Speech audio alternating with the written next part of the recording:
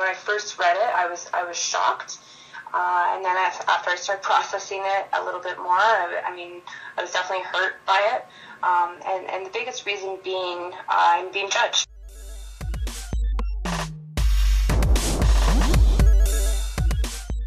Hello, and welcome back to the Open Debate. I know it's been a long time, but I've had a real problem with outrage culture and manufactured rage, as you will. So, what's going on today? Well, in today's day and age, there are so many bullshit cries for attention that you never know what to take seriously. 9 times out of 10, it's just a wolf in sheep's clothing. But today, I actually came across something that was absolutely disgusting. I stumbled across a post made by a Facebook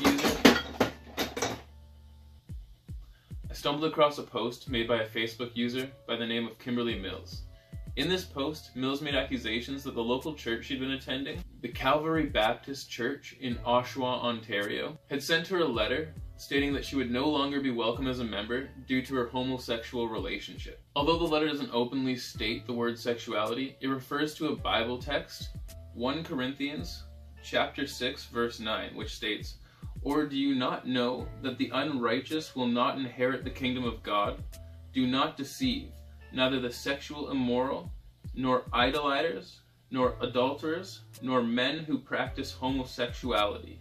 Okay, I could just keep telling you how I interpreted the letter, or I could just show you. Oh wait, Facebook removed it. What kind of journalist would I be if I hadn't have taken a screenshot of that?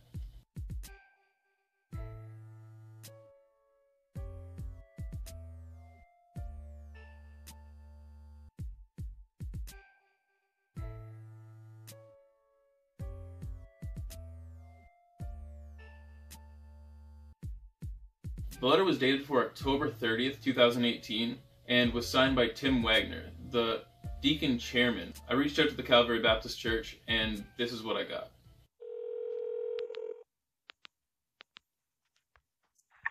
Calvary Baptist Church. Good afternoon, my name's Tyler. I'm calling on behalf of TODYTC, which is the Open Debate YouTube channel. We're calling today in regards to an allegation being made by an ex-member of yours named Kimberly Mills. Do you have any idea of what the allegations that are being made? I have no comment on that, but I can pass you on to somebody. All right, that would be perfect. Thank you. All right, hold on.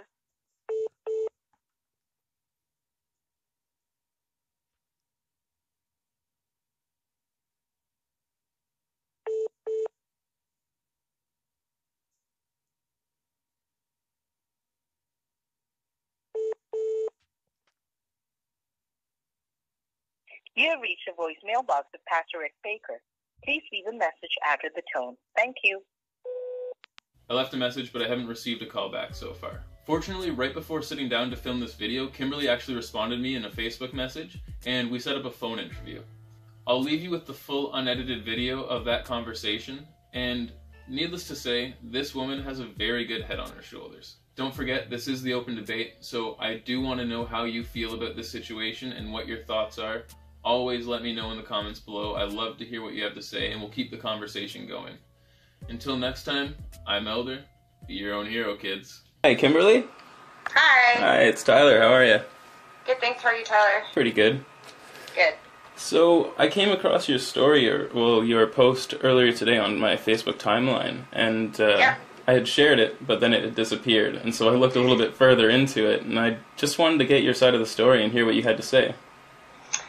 Well, first of all, I think it was removed from Facebook. Still not sure why. But yeah, I had a lot of response from my post that I posted last night.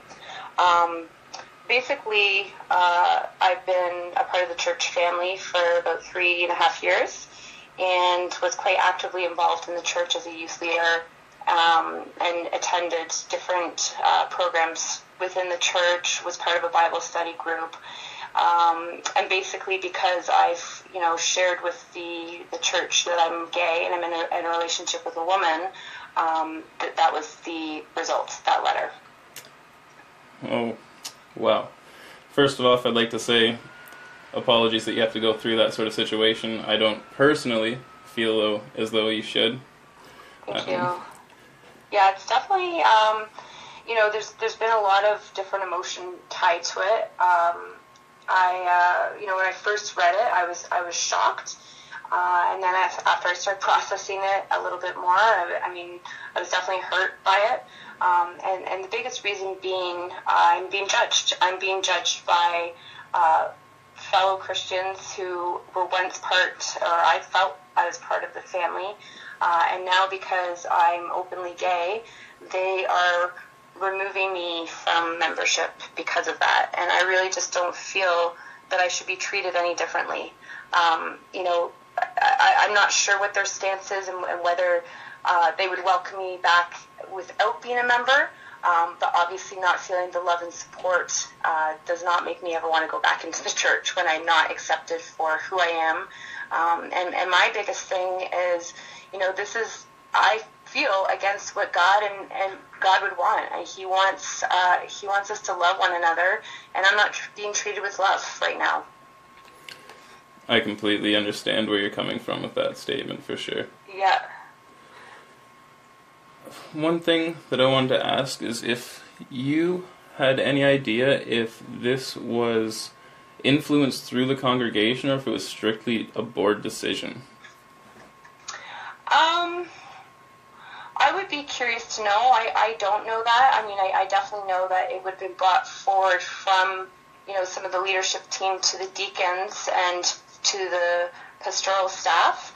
And so I know it would have been discussed amongst a bunch of people, and I don't know whether the congregation would be involved in that. I'm going to say no, but I don't know if that would be part of their process.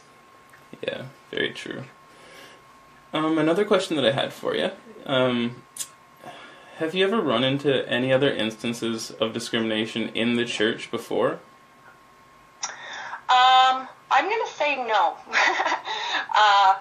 This is definitely the first time. I had a really hard time kind of coming out, I guess, because I was afraid of being judged.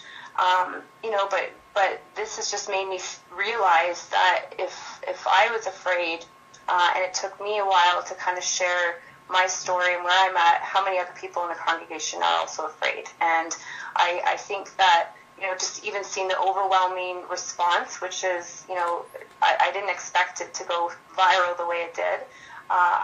People are responding and wanting to hold a rally because of what they believe. And it's amazing the love and support I have right now, and people trying to reach out and share God's love and share, encouraging scripture.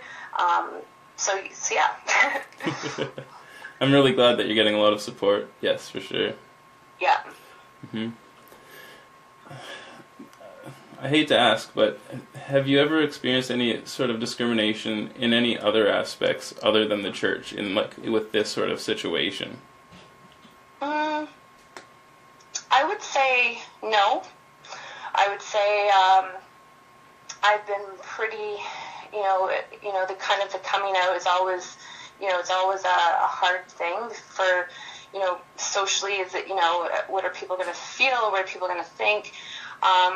But, me sharing, I've had a lot of love and support kind of, from friends and family, and it's never been something that I felt afraid to share, other than obviously going through this right now with Calvary. Mm-hmm. All right, one final question. I don't think that you necessarily intended for this to go viral, but now that it has, what would you personally like to see happen through this being exposed? As you said before, I guess you said you would like to go back to the church, so I'm just wondering what you would like to see happen, what the outcome would be. Well, I think because it has gone so quickly viral, and I can't even keep up with the Facebook messages and, people reaching out, and, just my phone's been constantly blowing up with people sharing this and expressing their views and feelings.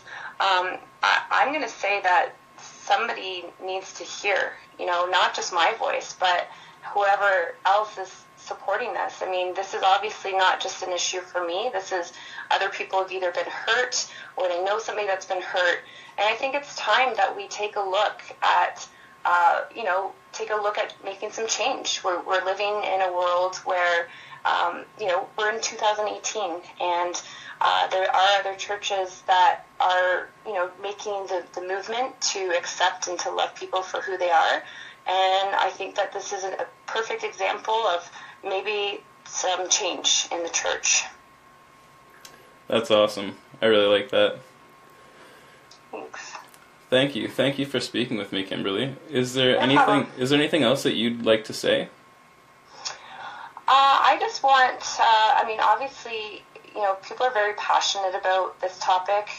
Like I said, I shared it kind of on my Facebook, with my network of friends, not even realizing the passion and the support that I would have in response to that.